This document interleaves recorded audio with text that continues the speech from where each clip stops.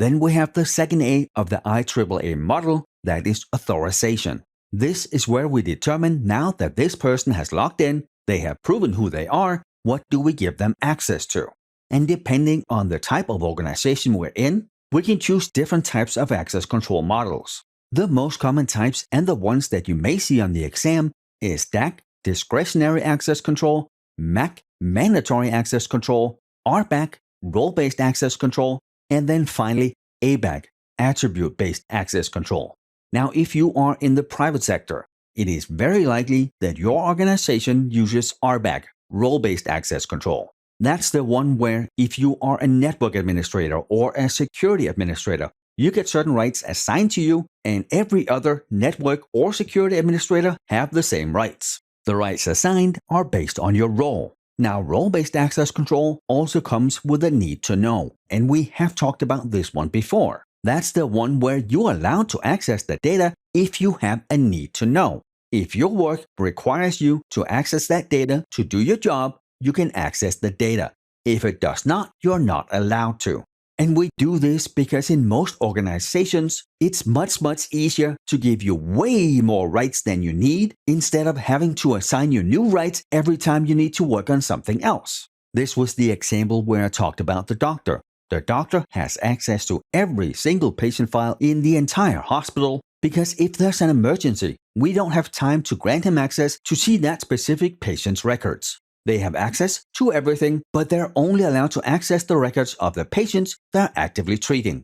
Next up, we have DAC, or Discretionary Access Control. And that's what you use when you have a Windows system or a Linux. You, as the owner of an object, can grant certain rights or permissions to others based on your discretion, hence the name. If I have a folder on my computer that I want to share with my team, well then I can share that with the team and I can give them certain rights. Maybe my manager needs access rights to manage the entire folder, they need to be able to delete objects, add objects, and the rest of the team only need to be able to read the files. Well then, I set those permissions up so the security administrators have read rights, whereas my manager has read, write, and delete. Next up, we have MAC, or Mandatory Access Control, and that's very heavily used in the intelligence services and in the military. And we use this in places where the confidentiality leg of the CIA triad is most important. And with MAC, we use least privilege. That's the one where we give people as little as possible access to do their day-to-day jobs, and if they need to do anything outside of that, we need to grant them more rights. Which makes sense, right? This is a highly secure environment. We give them exactly enough access, no more, no less. Then we have RBAC, or Role-Based Access Control. We talked about this one already. Network administrators get network administrator rights. Security administrators get security administrator rights. By far, the type of access control that is most commonly used, and it makes the administration of thousands of users and tens of thousands of permissions much easier to manage. If you look at the image over here on the right, you can see that IT security has an IT role, it has a general role, it has a finance role. We would have specific IT security roles. So all of those privileges are assigned to the IT security role, and anyone joining that team just gets assigned those rights. One of the important things with RBAC is we need to remember whenever someone moves from one department to another, they need to have their old rights removed and the new ones added. If we just add new rights every time, after 5 or 10 years, they can have a tremendous amount of rights and they can do a lot of damage. We need to have that separation of duties. We can't have the same person that issued the purchase order sign the checks, because then there's no one checking on them. Next up, we have something that's more new. That is attribute-based access control. And it really is something that builds on top of role-based. Here, we grant access to objects based on the object, the subject, and environmental conditions. The subject could be the user, the object is whatever I need access to, and then something in the environment. And what that means is if I am a project manager, then I inherently wouldn't have access to the data center. Only the data center team would. But if I get assigned a project for the data center team in the data center, I have that attribute. I now have access to the data center. And compared to the other types of access control, this is relatively new.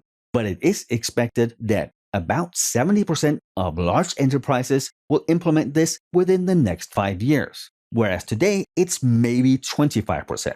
And you can also hear it referred to as policy-based access control, PBAC, or claims-based access control, CBAC.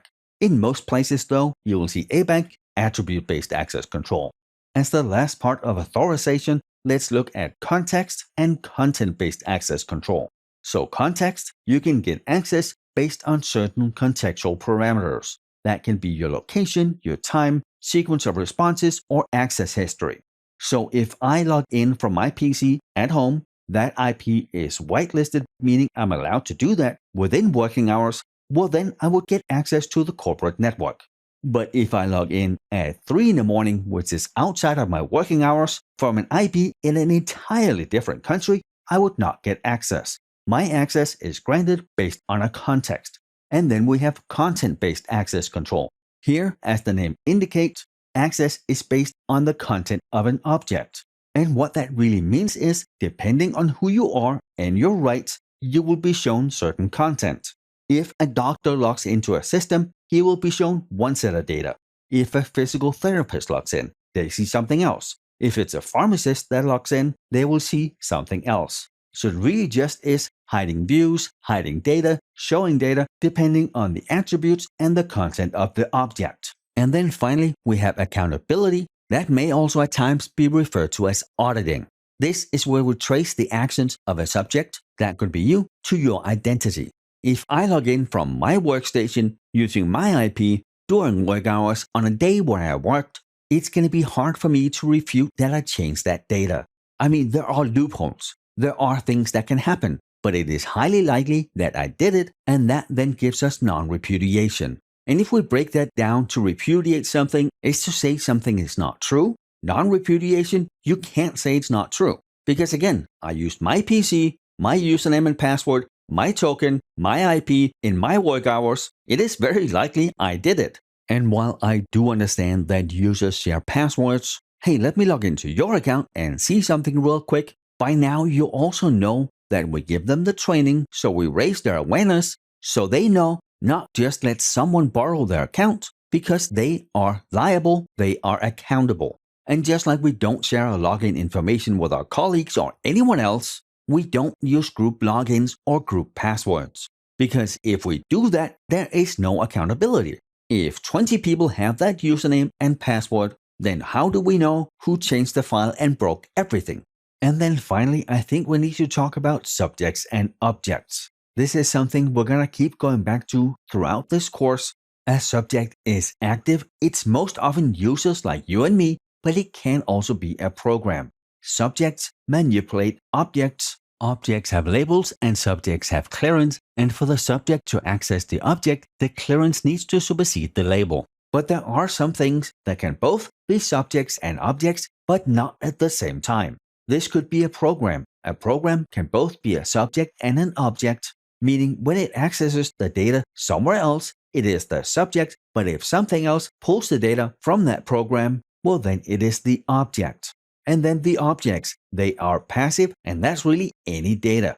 It can be data on a piece of paper or data on a server. Objects are manipulated by subjects. And with that, we are done with this lecture. Thank you for being here, and I will see you in the next one.